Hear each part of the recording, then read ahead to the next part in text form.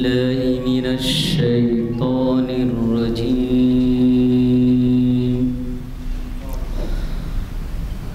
بسم الله الرحمن الرحيم.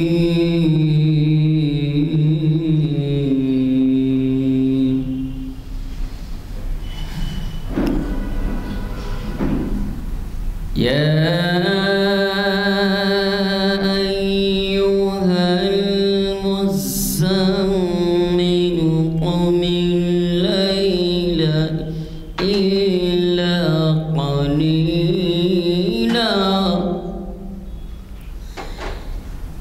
نصفه أو انقص منه قليلا أو زد عليه ورتل القرآن ترتيلا.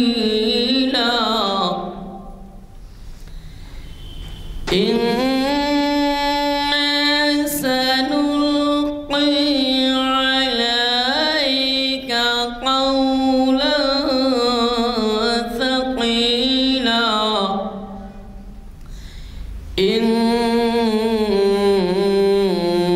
ناشئة الليل هي أشد وطئا ومقيلا. صدق الله العظيم. اعوذ باللہ من الشیطان الرجیم. بسم اللہ الرحمن الرحیم. قال فبعزتک لأغوینہم اجمعین الا عبادک منہم المخلصین. صدق اللہ العظیم. برادران اکرام، یہ سورہ سواد کی 82ویں اور 83ویں آیت ہے. اس کے اندر شیطان اللہ تعالیٰ کی حکم عدلی کرنے کے بعد اللہ تعالیٰ سے دوسرے معنی میں چیلنج کر کے جو ہے نکلتا ہے. اب اس کے معنوں کو دیکھیے، مفہوم کو دیکھیے اور اس کے پس پردہ نزول ہونے کی وجوہات دیکھیے.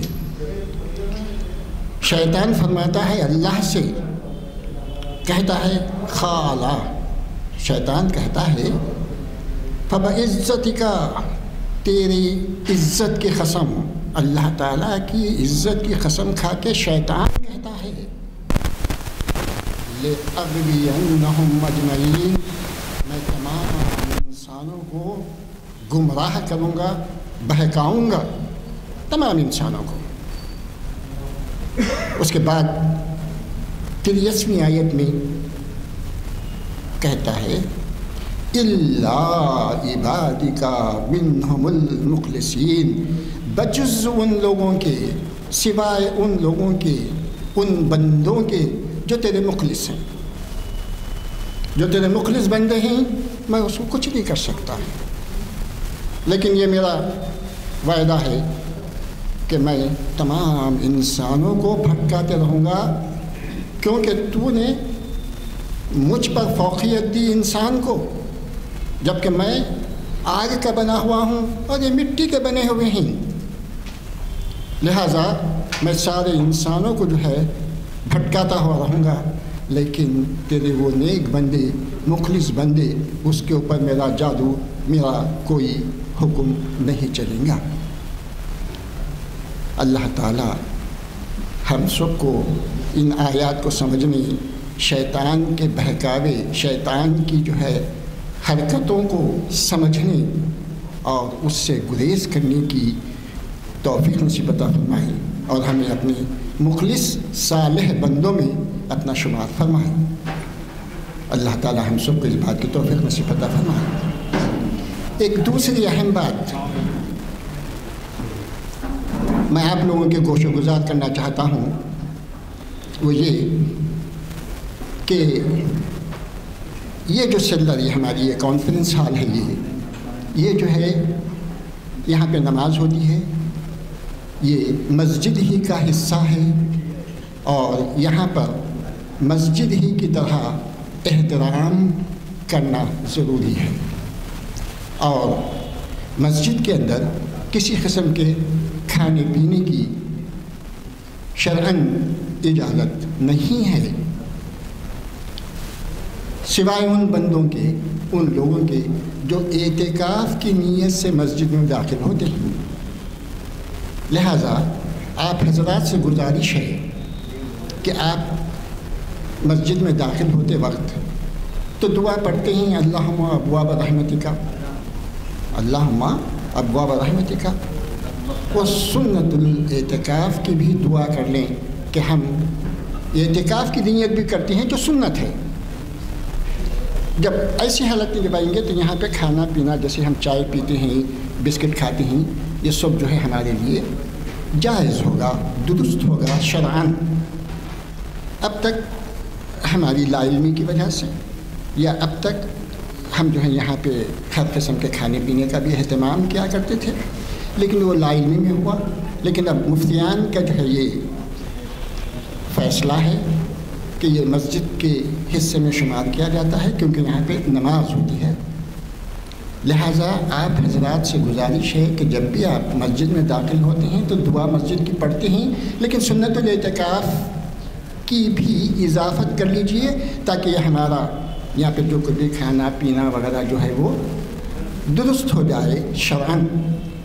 اب آج کی محفل کے بارے میں کہ آج الحمدللہ تاریخ اسلام کی جو ہے 983ویں نشست ہے، جو گن فاؤنڈری مسجد عالیہ میں منعقد ہو رہی ہے بعد نماز عصر کانفرنس ہال میں۔ اور آج 10 دسمبر ہے۔ آج ہمارے شہر کی معروف جانی پہچانی شخصیت جو ہمیشہ اخباروں کی سرخیوں میں رہتے ہیں وہ ہیں جناب اسلام الدین مجاہد صاحب، وہ مخاطب فرمانے والے ہیں، اور یہ عنوان بھی جو ہے عالمی جو انسانی حقوق کا تحفظ کے بارے میں جو بات ہو رہی ہے، کل ہی جو ہے اس کا جو ہے وہ منایا گیا، اور آج کے پیپر میں بھی آپ نے دیکھا ہوگا کہ ہمارے بھی بڑی اچھی عنوان سے اس پر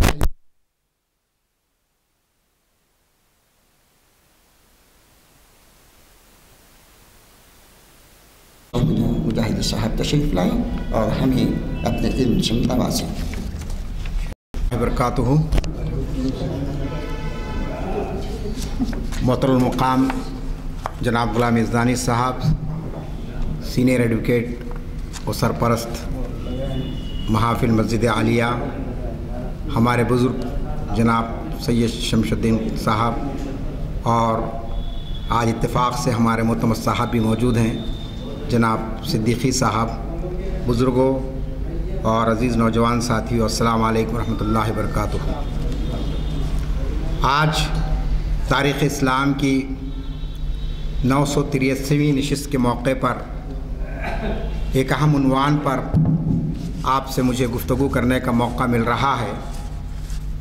جیسا کہ ابھی ہمارے محترم نے بتایا کہ 10 دسمبر کو ساری دنیا میں یوم عالمی انسانی حقوق منایا جاتا ہے۔ انٹرنیشنل ہیومن رائٹس ڈے کے طور پر 10 دسمبر کو منایا جاتا ہے۔ 1948 میں UN نے ایک ریزولوشن پاس کیا تھا، اور وہ ریزولوشن جنرل اسمبلی کا تھا 217، اور جو اجلاس تھا اس کا وہ 183واں اجلاس تھا۔ 183ویں اجلاس میں پورے دنیا کے ممالک کے سربراہان، ہیڈس آف دی اسٹیٹ جمع ہوئے، اور انہوں نے اس بات کا اعلان کیا کہ ہم ساری دنیا میں بسنے والے انسانوں کو بحیثیت انسان کے اس کے جو حقوق ہوتے ہیں، اس کی جو آزادیاں ہوتی ہے، اس کو ہم پروٹیکٹ کریں گے، ہم اس کا تحفظ کریں گے۔ چنانچہ 1948 سے لے کر آج تک ہر سال جب بھی 10 دسمبر کی تاریخ آتی ہے تو پوری دنیا کے اندر یوم عالمی انسانی حقوق منایا جاتا ہے۔ اسی مناسبت سے چونکہ آج 10 دسمبر ہے، میں نے بھی تاریخ اسلام کے لیے یہی عنوان کو تجویز کیا تاکہ ہم اور آپ ہیومن رائٹس کیا ہیں، اس کی کیا اہمیت ہے، اس کی کیا افادیت ہے، اور تاریخ میں انسانی حقوق کا تذکرہ کہاں کہاں آیا ہے، اور پھر آج کے دور میں انسانی حقوق کو کس طریقے سے پامال کیا جا رہا ہے، اس پر ہم آج آپ کے سامنے کچھ باتیں رکھیں گے۔ آپ جانتے ہیں کہ یہ جو ہیومن رائٹس ڈکلیریشن ہے، یہ عالمی انسانی منشور کہا گیا اس کو، جو چارٹر ہے، یہ چارٹر کے 30 آرٹیکلز ہیں، اور 30 آرٹیکلز میں پڑھ دوں گا آپ کو، تو آپ کو اندازہ ہو جائے گا کہ یہ ڈکلیریشن، یہ اعلامیہ جو آج سے 72 سال 74 سال پہلے منظور کیا گیا تھا، آج بھی کتنی بڑی اہمیت رکھتا ہے۔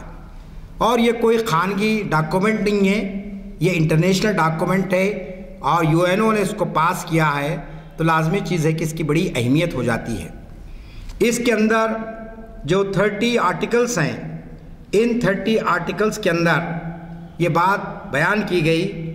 آرٹیکل 1 انسانی حقوق کا اعلامیہ اعلان کرتا ہے کہ تمام انسان آزاد پیدا ہوئے ہیں اور وقار اور حقوق کے معاملے میں سب مساوی ہیں۔ یہ پہلی دفعہ انہوں نے تسلیم کیا کہ سارے انسان آزاد پیدا ہوئے ہیں، کہ دنیا میں جو بھی انسان آیا ہے اس پر کوئی پابندیاں قدرت کی جانب سے نہیں عائد کی گئی ہیں، لہٰذا وہ آزاد ہے، اور جب وہ آزاد ہے تو اس کے حقوق اور اس کا وقار کو ملحوظ رکھا جائے۔ پوائنٹ نمبر 2، ہر فرد نسل، رنگ، جنس، زبان، مذہب یا کسی بھی سماجی حیثیت سے کسی بھی امتیاز کے بغیر تمام حقوق اور آزادیوں کا مستحق ہوگا۔ یہ سیکنڈ پوائنٹ تھا اس کا، کہ کوئی بھی فرد ہو بغیر کسی امتیاز کے، without any discrimination of caste, creed, religion and language، سب کو برابر کے حقوق ملیں گے، چاہے وہ امریکہ میں رہنے والا ہو، چاہے وہ آپ کے یورپ کا رہنے والا ہو، چاہے وہ عرب کا رہنے والا ہو، یا کوئی پسماندہ علاقے کا رہنے والا ہو، انسان کی حیثیت سے اس کے سارے حقوق اس کو دیے جائیں گے۔ تیسرا پوائنٹ جو بہت امپارٹنٹ تھا اس میں، کہ ہر فرد کو زندہ رہنے، آزاد رہنے اور اپنی جان کی حفاظت کرنے کا حق حاصل رہے گا۔ اب آپ بتائیے کتنا اہم یہ رائٹ ہے، یہ کتنا اہم حق ہے کہ ڈکلیریشن یہ کہتا ہے ہر فرد کو زندہ رہنا ہے۔ ایسا نہیں ہے کہ غریب ہے تو مار دیا جائے، بیمار ہے تو مار دیا جائے۔ آپ جانتے ہیں کہ کوشش کی جا رہی ہے کہ انسان جو مسلسل بستر پر ہے اس کو موت کا انجیکشن دیا جائے، لیکن ابھی قانون نہیں بنا ہے، کسی کو بھی آپ موت کا انجیکشن دے کر نہیں مار سکتے ہیں۔ اور اگر قانون بن جائے گا تو اولاد، نافرمان اولاد اچھے خاصے صحت مند باپ کو مار دے گی جائیداد کے لیے، بیوی شوہر کو مار دے گی۔ تو یہ قوانین بنائے گئے ہیں، ہر فرد چاہے وہ بیمار ہو، چاہے کمزور ہو، چاہے کچھ ہو، لیکن وہ زندہ رہنے کا حق رکھتا ہے۔ ہر فرد کو زندہ رہے، پھر آزاد رہے، وہ اس پر کوئی پابندی نہ ہو۔ کوئی شخص جاتا ہے امریکہ میں رہنا چاہتا رہے، وہ کوئی ہندوستان میں رہنا چاہتا رہے۔ پھر اسی طریقے اپنی جان کی حفاظت، سیلف ڈیفنس، یہ حق آپ کو معلوم ہے کہ UN کے جانب سے ہر انڈیویجول کو دیا گیا۔ سٹیزن کی بات نہیں کر رہے ہم زمانے کے سٹیزن کو حق ہے، ہر انڈیویجول، اس زمین پر بسنے والا ہر بچہ، ہر عورت، ہر مرد، اس کو حق ہے کہ وہ اپنی جان کی حفاظت کا انتظام کرے۔ کوئی اس پر حملہ کر دے رہا ہے، کوئی اس کو مارنے کی کوشش کر رہا ہے، تو وہ سیلف ڈیفنس کر سکتا ہے۔ پھر دیکھیے آپ پوائنٹ نمبر 4، کسی بھی شخص کو غلام نہ بنایا جائے گا اور نہ محکوم کیا جائے گا۔ غلامی اور غلاموں کی تجارت ممنوع قرار دی گئی اس کے تحت۔ پھر کسی بھی شخص کو تشدد، ظلم و ستم، غیر انسانی اور توہین سلوک یا سزا کا نشانہ نہیں بنایا جائے گا، کہ کسی پر بھی کوئی تشدد نہیں ہوگا، وائلنس کا استعمال کسی بھی حالت میں نہیں ہوگا۔ چنانچہ آپ جانتے ہیں، وکیل صاحب تشریف فرمائے یہاں پر، کسی انسان نے کسی کا قتل بھی کر دیا، آپ کو حق نہیں ہے کہ آپ اس کو قتل کر دیں، آپ اس کو پکڑ کر قانون کے حوالے کریں، عدالت سزا دے گی، اس کو جج سزا دے گا۔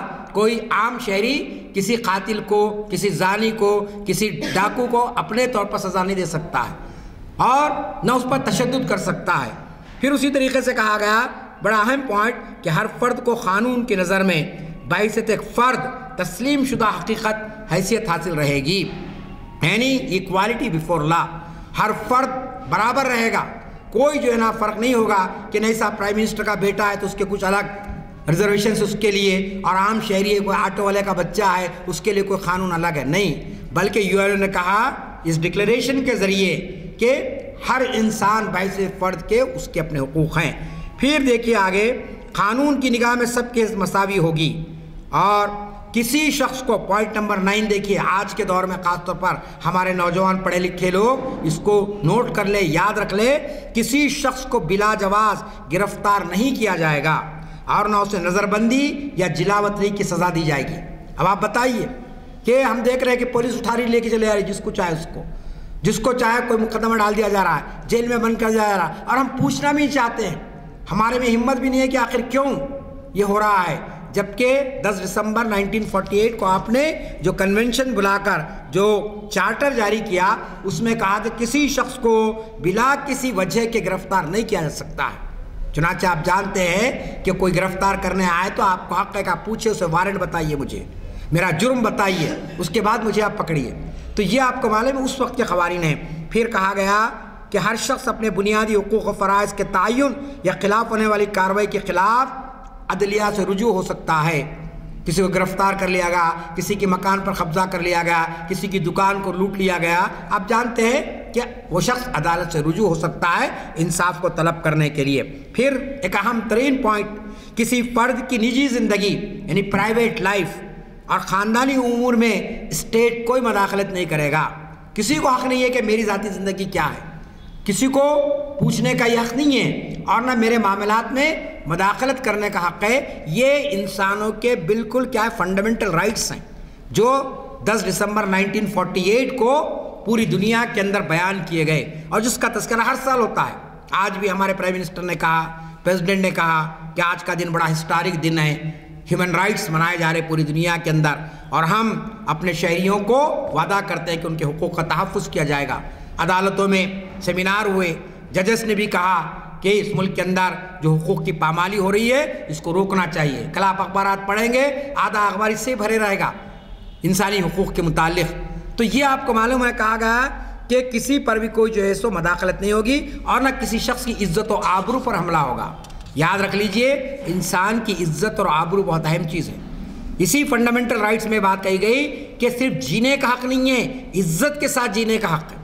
لوگ کیا سمجھتے ہیں جینے کا حق ہے بھائی، بے عزتی کا جینا نہیں ہے۔ کسی کو حق نہیں ہے کہ کسی شخص کی عزت پر حملہ کرے، اس کی آبرو پر حملہ کرے، یہ بالکل بیسک رائٹس کے خلاف بات ہے۔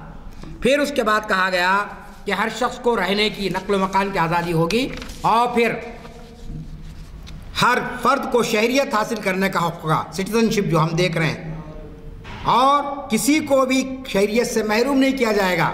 اب آپ دیکھیں کہ کووڈ سے پہلے یہاں پر ایک قانون لایا گیا، CAA کا قانون، سٹیزنشپ ایکٹ، اور اس میں سے بعض طبقوں کو جو ہے سو شہریت سے محروم کرنے کی کوشش کی گئی، اور کچھ طبقوں کو شہریت دینے کی بات کی گئی، جبکہ انٹرنیشنل لا کیا کہہ رہا ہے، جو آپ نے بنایا ہے کہ کسی کی شہریت کو آپ محروم نہیں کر سکتے ہیں، اور نہ شہریت کی تبدیلی کا حق سلب کیا جائے گا، اس کو ختم بھی نہیں کر سکتے آپ۔ پھر آپ دیکھیے بہت اہم پوائنٹ، ہر فرد کو فکر اور خیال، ضمیر اور عقیدے کی آزادی ہوگی۔ آج یہ بہت بڑا مسئلہ ہے ہندوستان کے اندر، خاص طور پر یہ فکر اور خیال۔ آپ کوئی بھی فکر رکھیں، آپ کوئی بھی نظریہ رکھیں، بہت سے لوگ ہندوستان میں ہیں مسلمان، ایک خدا پر یقین رکھتے ہیں، کچھ لوگ ہیں 3 لوگوں کو خدا مانتے ہیں، کچھ لوگ ہیں اور کئی چیز کو خدا مانتے ہیں۔ تو یہ آزادی دی گئی ہر ایک کو، اب جس کو اللہ ہدایت دے گا وہ ایک خدا کو مانے گا، ہم یہ بتائیں گے، اس کو تبلیغ کریں گے، لیکن ہیومن رائٹس کے ذریعے کہا گیا ہر ایک کو فکر اور خیال کی آزادی ہوگی۔ آپ کیا سوچ رہے ہیں، آپ کیا بہتر سمجھ سکتے ہیں، آپ کو آزادی ہے۔ پھر عقیدے کی آزادی ہے، جو بات کہی گئی کہ عقیدے پر کسی کا حملہ نہیں کیا جائے گا، اور پھر اس کے ساتھ ساتھ کہا گیا اظہار خیال کی آزادی۔ یہ بہت امپورٹنٹ پوائنٹ ہے۔ آج آپ کو معلوم ہے کہ ہندوستان کے کانٹیکس میں اظہار خیال پر پابندی عائد ہو جا رہی ہے، آپ یہ نہیں بولنا، آپ وہ نہیں بولنا، آپ یہ نہیں لکھنا، آپ حکومت کے خلاف سے سوال نہیں کرنا، جبکہ آپ کو معلوم ہے انٹرنیشنل لا آپ نے بنایا اور آپ نے دستخط کی اس پہ، ہندوستان نے بھی دستخط کی اس پر کہ ہم ہر شخص کو اظہار خیال کی آزادی دیں گے، اس کو بولنے کا موقع دیں گے، وہ جس چیز کو صحیح سمجھے گا وہ بولے گا، اس پر کوئی پابندی نہیں ہوگی۔ پھر اسی طریقے سے آپ کو معلوم ہونا چاہیے ہر فرد کو باوقار زندگی گزارنے کا موقع دیا جائے گا، جو بات پہلے کہی گئی کہ اطمینان کے ساتھ، سکون کے ساتھ۔ پھر اہم بات، ہر فرد کو حصول تعلیم کا حق ہوگا۔ تعلیم کا مقصد انسانی شخصیت کی تعمیر ہوگی۔ اب آپ بتائیے یہ 30 پوائنٹس ہے جو آج ہی کے دن 1948 کو UN کے جنرل اسمبلی کے اجلاس میں منظور کیے گئے، لیکن ان 30 پوائنٹس میں سے پوری دنیا میں کتنے پوائنٹس پر عمل ہو رہا ہے؟ تو آپ اخبارات پڑھ رہے ہیں، آپ جرنلسٹوں سے سنیے، وکیلوں سے سنیے، ججز سے سنیے کہ ان 30 پوائنٹس میں سے 10 پوائنٹس پر بھی عمل نہیں ہو رہا ہے۔ کیوں؟ اس لیے کہ نہ فرد کو اظہار خیال کی آزادی دی جا رہی ہے، نہ قانون کے معاملے میں سب کے ساتھ برابر کا سلوک۔ کتاب میں تو قانون کے لکھے ہوا ہے، لیکن عملاً ویسا ہوتا ہوا آپ کو نظر نہیں آ رہا ہے۔ کچھ طبقوں کو کچھ خاص ان کو حقوق دے دیے گئے ہیں۔ پھر اسی طریقے سے آپ دیکھتے ہیں عقیدے کی آزادی کا معاملہ، کہ کسی جگہ پر آپ دیکھ رہے ہیں کہ لوگ چاہتے ہیں کہ ہمارے عقیدے کو سارے لوگ قبول کریں۔ پھر یورپ کے اندر آپ دیکھیں گے کہ ریشلزم، نسلی تفاخر، کالے اور گورے کے درمیان میں فرق، کہ آج بھی وہاں پر کالوں کا قتل ہو جاتا ہے، گورے بے اندھادھند فائرنگ کر دیتے ہیں۔ تو یہ جو انسانی حقوق کا چارٹر ہے، ہیومن رائٹس چارٹر ہم جس کو کہتے ہیں، اس کو بڑی محنت کے ساتھ انہوں نے بنایا تو صحیح ہے، لیکن اس پر کوئی عمل آوری نہیں ہو رہی ہے۔ اسی لیے ہر 10 دسمبر کو اس پر گفتگو ہوتی ہے، اس پر بحث اور مباحث ہوتے ہیں، اور وہ لوگ جو انسانیت کے سچے بحقہ ہیں، جو سب کو حقوق دینا چاہتے ہیں، سب کے حقوق کو پروٹیکٹ کرنا چاہتے ہیں، وہ سوال کر رہے ہیں کہ موجودہ حالات کے اندر ان حقوق پر عمل آوری کیوں نہیں ہو رہی ہے۔ آپ جانتے ہیں یہ سارے حقوق کا تعلق دراصل انسان کے فطری حقوق سے ہے، نیچرل رائٹس جس کو آپ کہتے ہیں۔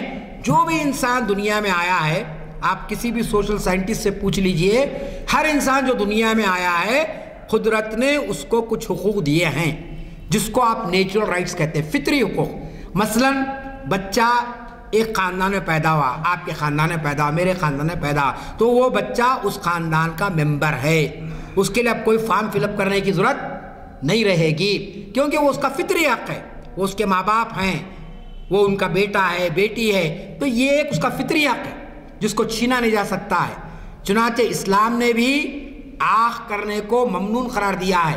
اخبار میں اشتہار آیا تھا، آپ دیکھتے ہیں کہ فلاں صاحب نے اپنے بیٹے کو نافرمانی کی بنیاد پر آخ کر دیا، شریعت اس کی اجازت نہیں دیتی ہے، وہ آپ کی غلطی ہے، آپ صحیح تربیت نہیں کرے اولاد کی، وہ اولاد نافرمان ہو گئی، لیکن آپ جو ہے نا اس کے جو حقوق ہیں، جائیداد میں جو حق ہے اور دوسرے جو معاملات ہیں، بہرحال وہ آپ کو کرنا ہے۔ آپ اس کے ساتھ حسن سلوک مت کیجیے، الگ بات ہے، اس کو اپنے ساتھ مت رکھیے، الگ بات ہے، اپنے رشتہ داروں میں آنے مت دیجیے، لیکن اس کو آنکھ نہیں کر سکتے، کیونکہ خاندان میں رہنا اس کا ایک اپنا حق ہے۔ اسی طرح زندہ رہنے کا حق، جیسا کہ میں نے کہا، ایک فطری حق ہے انسان کا، انسان کو آپ مار نہیں سکتے ہیں۔ اسی لیے اسلام نے خودکشی کو حرام قرار دیا۔ کیوں؟ اس لیے کہ انسان خود دنیا میں اپنی منزل سے نہیں آیا، اور نہ مرضی سے وہ جا سکتا ہے۔ اللہ تعالیٰ جب چاہے گا، جس کو چاہے گا اپنے پاس بلا لے گا، انسان کو اختیار نہیں ہے اس معاملے میں۔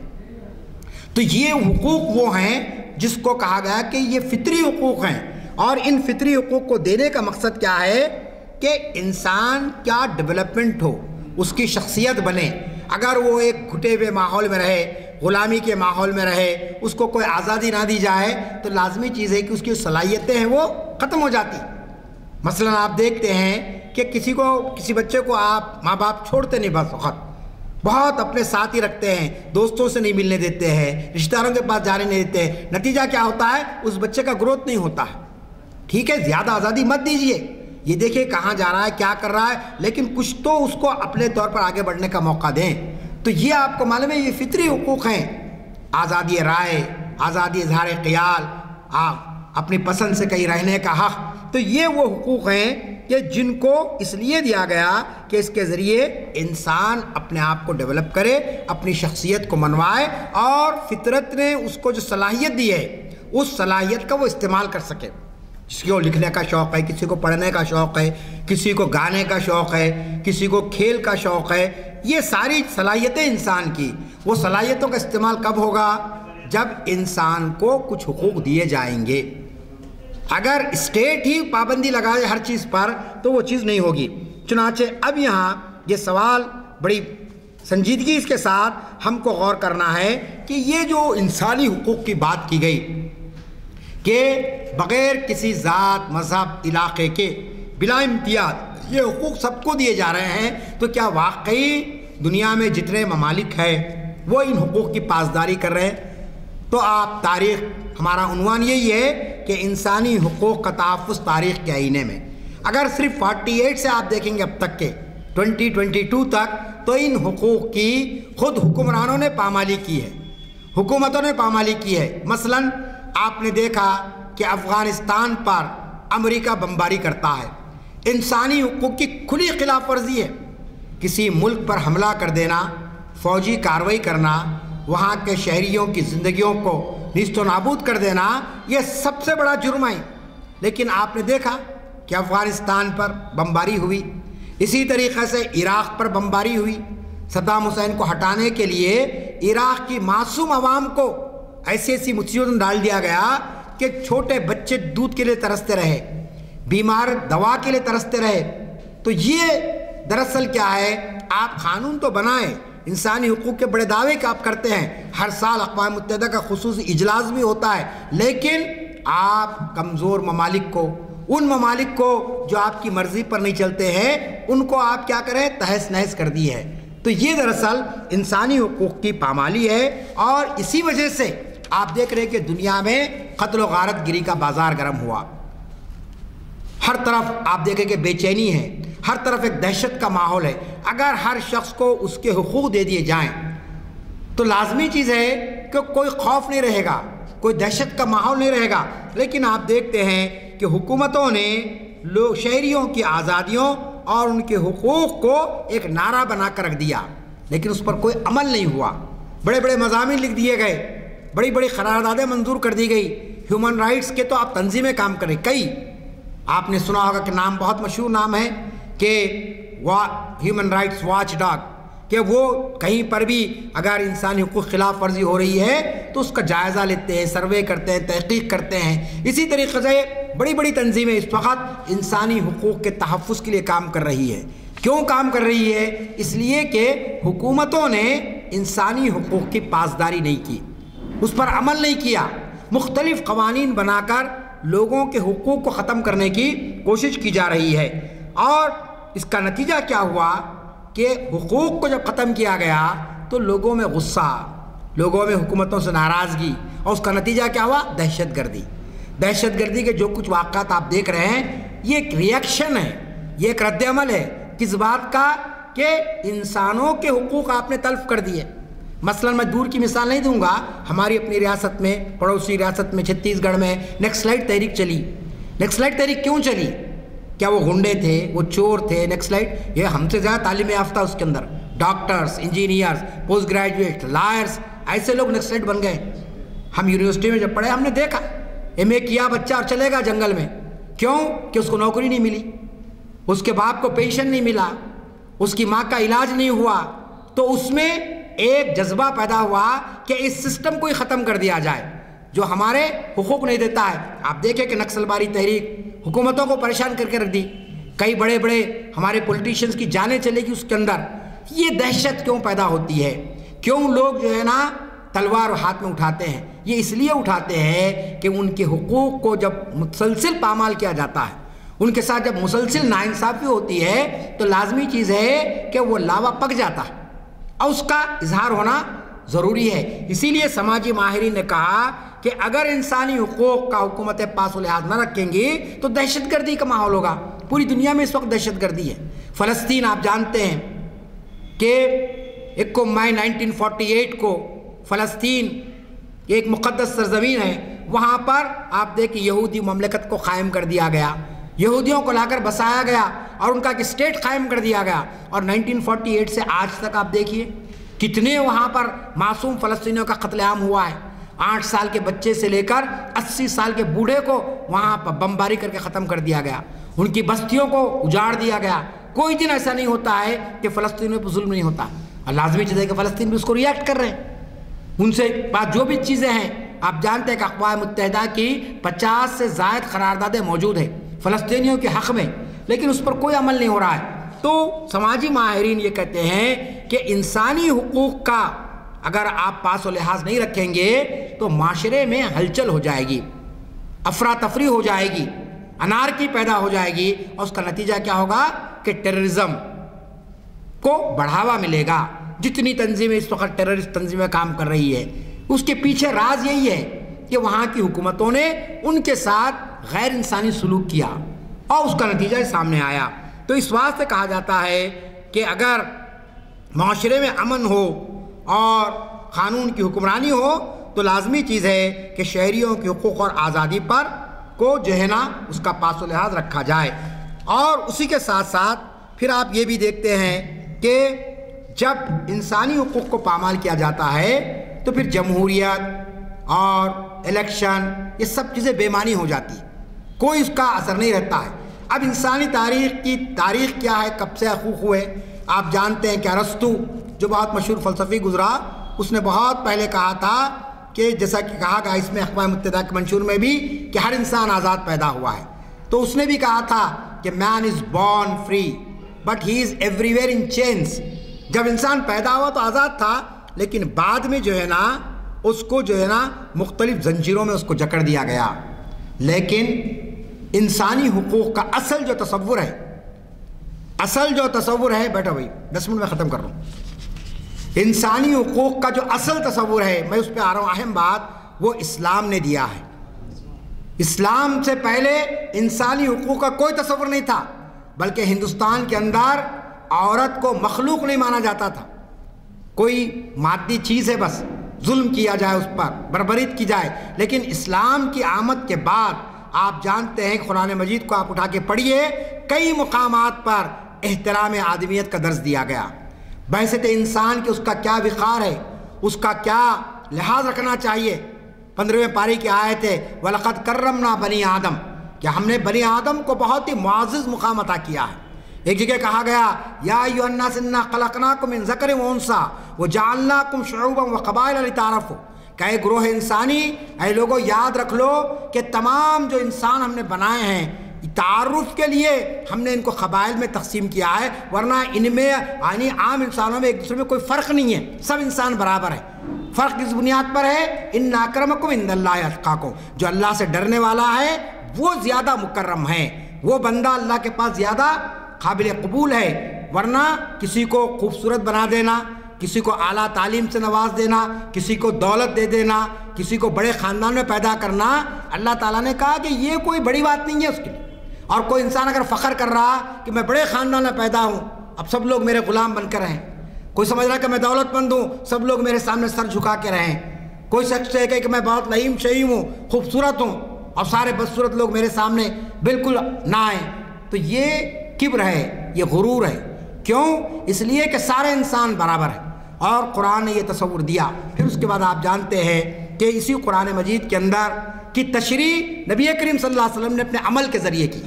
یہ سارا جو منشور میں نے پڑھا ہے آپ کے سامنے اس لیے پڑھا ہوں کہ یہ پڑھنے کے بعد آپ آج جا کر حضور اکرم صلی اللہ علیہ وسلم کا خطبہ حجۃ الوداع پڑھیے۔ آپ آخری خطبہ جو آپ نے ارشاد فرمایا 10 ہجری کو 2 خطبے آپ نے دیے، ایک عرفات کے میدان میں دیا 9 ذی الحجہ کو، اور دوسرا خطبہ آپ نے دیا 10 ذی الحجہ کو مینا کے میدان میں۔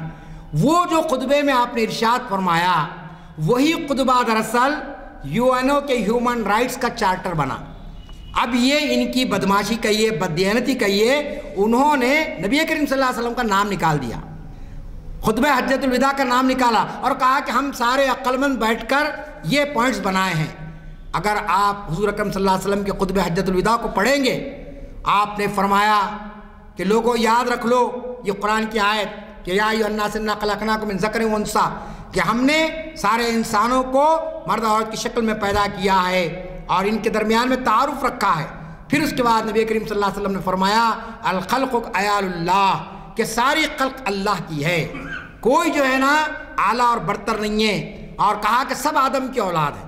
تو نبی کریم صلی اللہ علیہ وسلم نے پیغام دیا کس بات کا؟ کہ احترام آدمیت۔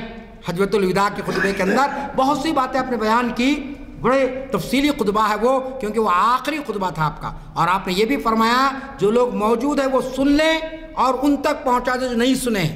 آج ہم جو سنا رہے ہیں آپ کو خطبہ حجۃ الوداع، یہ اس لیے کہ خود حضور نے فرمایا کہ جو لوگ نہیں سنے ہیں ان تک اس بات کو پہنچایا جائے۔ 1 لاکھ صحابہ کرام موجود تھے وہاں پر اس میدان میں، بلکہ بعض روایات کے مطابق 1,24,000 صحابہ کرام موجود تھے، کیونکہ اللہ کے رسول نے اعلان کیا تھا کہ ہو سکتا ہے کہ میرا آخری حج ہو، اس کے بعد تمہاری اور میری ملاقات اس دنیا میں نہیں ہوگی۔ سارے لوگ کشا کشا نکل کر آئے حج کے لیے کہ اللہ کے رسول کے ساتھ حج کا موقع ہم کو مل رہا ہے، اس سے بڑھ کر اور کیا نعمت ہو سکتی ہے۔ تو اس وقت آپ نے فرمایا، خطبے کے بہت سے باتیں ہیں لیکن انسانی حقوق سے متعلق جو بات ہے وہ کہہ کر اپنی بات کو ختم کرتا ہوں۔ آپ صلی اللہ علیہ وسلم نے فرمایا کہ لوگوں، کسی عربی کو کسی عجمی پر اور کسی کا گورے کو کسی کالے پر کوئی فوقیت نہیں ہے۔ یہ جملے خطبہ حجۃ الوداع موجود ہے، اور جس کا تذکرہ یہاں کیا گیا اس منشور کے 2 پوائنٹ میں کہ ہر فرد رنگ و نسل، جنس اور زبان، مذہب، کسی بھی حیثیت سے کوئی امتیاز نہیں ہے۔ اللہ کے رسول نے 1400 سال پہلے فرمایا کہ لوگوں یاد رکھ لو، رنگ و نسل کی بنیاد پر ایک تشبیہ کے طور پر آپ نے کہا کالے اور گورے، اس میں سارے رنگ شامل آ گئے، تو اب کالے اور گورے کا زیادہ امتیاز ہوتا ہے۔ آج بھی گورے کالوں کو نہیں قبول کرے، جیسا کہ میں نے کہا آپ کے سامنے، تو کہا کہ کسی گورے کو کسی کالے پر اور کسی عرب کو کسی عجمی پر کوئی فوقیت باقی نہیں رہے گی۔ پھر آپ صلی اللہ علیہ وسلم نے فرمایا کہ میں سارے جاہلی رسوم کو اپنے پیروں تلے رون دے رہا ہوں، یعنی مطلب جو فقر ہے لوگوں کو، جیسا کہ میں نے کہا خاندانی حسب، ہم فلاں خاندان کے، قریش کو بڑا اس بات کا فخر تھا کہ ہم قریش سے تعلق رکھتے ہیں، ہم بنو ہاشم کی قوم سے تعلق رکھتے ہیں۔ اللہ کے رسول نے فرمایا کہ نہیں، آج یہ ساری زنجیروں کو میں اپنے پیروں تلے رون دے رہا ہوں، اور سارے انسان برابر کے ہیں۔ پھر آپ صلی اللہ علیہ وسلم نے خاص طور پر خواتین کے تعلق سے کہا کہ لوگوں، اپنی خواتین کے ساتھ تم حسن سلوک کرو۔ آج یوم انسانی حقوق کے موقع پر ہمارے بہت سے لوگ، سیکولر لوگ، اور جو سیمینار ہوتے ہیں، یہ دہائی دیتے ہیں کہ صاحب یہ جو آیا ہے دن 10 دسمبر کا 1948 کے بعد عورت آزاد ہوئی ہے، عورتوں کو حقوق ملے ہیں، لیکن 1400 سال پہلے نبی صلی اللہ علیہ وسلم نے عورتوں کا ذکر کرتے ہوئے کہا کہ لوگوں تم عورتوں کے ساتھ حسن سلوک کرو۔ پھر کہا یتیموں کے ساتھ تم حسن سلوک کرو، غلاموں کے ساتھ تم حسن سلوک کرو، اور ان لوگوں کے ساتھ تم حسن سلوک کرو جو سماج کے سب سے کمزور ترین طبقے ہیں۔ چنانچہ پہلے خلیفہ حضرت ابوبکر صدیق رضی اللہ تعالیٰ عنہ نے جو خطبہ ارشاد فرمایا اسی حجۃ الوداع کے روشنی میں آپ نے فرمایا کہ تم میں کا سب سے جو کمزور ہے وہ میری نظر میں سب سے طاقتور ہے، اور میں اس کو اس کا حق دلا کر رہوں گا، اور تم میں جو سب سے طاقتور ہے وہ میری نظر میں کمزور ہے، تاکہ میں اس کی طاقت سے تم کو محفوظ رکھوں گا۔ تو یہ آپ کو معلوم ہے حجۃ الوداع جو نبی کریم صلی اللہ علیہ وسلم نے آخری حج کے موقع پر فرمایا، یہی دراصل انٹرنیشنل ڈے کے موقع پر اس کو بیان کرنا چاہیے ہم، لیکن ہمارے بہت سے لوگ چونکہ واقف ہی نہیں ہیں، پڑھتے ہی نہیں ہم لوگ، تو ہم کو معلوم ہی نہیں ہے، اور ہم یہ سمجھ رہے ہیں کہ UN نے جو ہے نا جو بنایا انسانی منشور وہ بڑا اہم ہے، حالانکہ نبی کریم صلی اللہ علیہ وسلم نے 1400 سال پہلے جو باتیں بیان کی اس کے تعلق سے سیرت نگاروں نے لکھا ہے۔ آپ ڈاکٹر حمید اللہ صاحب کی کتاب پڑھ لیجئے، انہوں نے عنوان بنایا ہے یہ باضابطہ، خطبہ حجۃ الوداع انسانیت کا منشور اعظم، اس کی ہیڈنگ ہے باضابطہ کہ یہ چارٹر ہے خطبہ حجۃ الوداع، اسی کے ذریعے انسانیت کو بقا مل سکتی ہے۔ تو میں چاہوں گا کہ ہم لوگ مطالعہ کریں سیرت کا، ہم حالات حاضرہ پر نظر رکھیں، اور ہم یہ بتانے کی کوشش کریں کہ آج جو انسانی حقوق کی دہائی دی جا رہی ہے، آج جو انسانی حقوق کے بڑے دعوے کیے جا رہے ہیں، اسلام نے 1400 سال پہلے اس کے تعلق سے بہت واضح ہدایت فرمائی، اور اگر دنیا اسلام کی ان تعلیمات اور رسول کریم صلی اللہ علیہ وسلم کے اسوہ حسنہ کو اگر قبول کر لے گی تو پھر کسی کا حق سلب نہیں ہوگا، ہر ایک کی آزادی اور ہر ایک کے حقوق کا تحفظ کیا جائے گا۔ اللہ تعالیٰ سے دعا ہے کہ اللہ تعالیٰ سماج میں بسنے رہنے والے تمام انسانوں کے حقوق کی حفاظت فرمائے، ان کی آزادیوں کی حفاظت فرمائے، ان کو ہر ظلم سے بچائے اور ہر ظالم کو ظلم سے روک دے۔ رب اغفر وارحم وانت خیر الراحمین وآخر دعوانا ان الحمد للہ رب العالمین۔ السلام علیکم حضرات، ابھی سالمانہ خطاب کے پر کیا تبصرہ ہو سکتا ہے؟ بڑی سہل زبان میں آپ نے مقرر کو سماعت فرمایا اور جو حوالے دیے ان حوالوں سے آپ کو ان کے خطاب کی اہمیت بھی معلوم ہوتی ہے۔ میں اس سے پہلے بھی ذکر کر چکا ہوں، وہ شکوہ جواب شکوہ کے کچھ کتابیں یہاں پہ رکھی ہوئی ہیں، اگر آپ لینا چاہیں تو لیں، اور اگر آپ کے پاس ہے وہ تو آپ مسجد میں محراب پہ رکھے ہوئے ممبر پہ رکھ دے تو وہاں سے لوگ لے سکتے ہیں، جتنی چاہے آپ کو کتابیں مل سکتی ہیں۔ اور اگلے پروگرام کے بارے میں تو آپ کے ہاتھ میں اعلامیے آئے ہیں، اعلامی دے دیے، سب اعلامیے دیے جا چکے ہیں۔ یہ پیر کے دن 6 چیزوں سے بہت بہتر ہے۔ جناب محمد عنایت اللہ شریف اسامی شریعت انفارمیشن سروس کی 878ویں نشست کو مخاطب کریں گے، اور پھر ڈاکٹر ایوب صابر ماہر اقبالیات ہیں۔ میں سمجھتا ہوں، مجھے جہاں تک خیال ہے اس عنوان سے کبھی کوئی ہمارے پاس خطاب نہیں ہوا ہے۔ ڈاکٹر ایوب صابر ماہر اقبالیات کے بارے میں آپ کو آپ کے جانے پہچانے مقرر ڈاکٹر رؤوف خیر مخاطب فرمائیں گے۔ آپ نے اسی نشست میں اسی پلیٹ فارم سے آپ نے ڈاکٹر رؤوف صاحب کو کئی مرتبہ سنا ہے، ضرور تشریف لائیے۔ 4 شنبہ 14 نومبر 19 جمادی الاول، ظاہر ہے کہ اس محفل کے جو اوقات ہوتے ہیں اسی اوقات میں وہ ہوگا۔ میں آپ حضرات سے گزارش اس سے پہلے بھی کر چکا ہوں، پھر گزارش کرتا ہوں کہ کم از کم ایک نوجوان کو ساتھ لیتے آئیے، تو اس سے اندازہ ہوگا کہ ان لوگوں میں بھی کچھ اس علم کی روشنی سے استفادہ کرنے کا موقع ملے گا۔ میں دعا کی گزارش کرتا ہوں۔ دعا ہوگی۔ بہرحال ہمارے لیے اور خاص طور میرے لیے محترم غلام یزدانی صاحب کی شخصیت ہی کشش کا ذریعہ ہے جو ہم ان محافل میں آتے ہیں۔ اللہ تعالیٰ آپ کو صحت و عافیت کے ساتھ رکھے، آپ کا سایہ تادیر امت پر قائم رکھے، کیونکہ مسلسل آپ جو ان محافل کی جو کوشش و جد و جہد گزشتہ کئی دہوں سے کر رہے ہیں، 1-2 سال 10-20 سال کی بات نہیں ہے یہ۔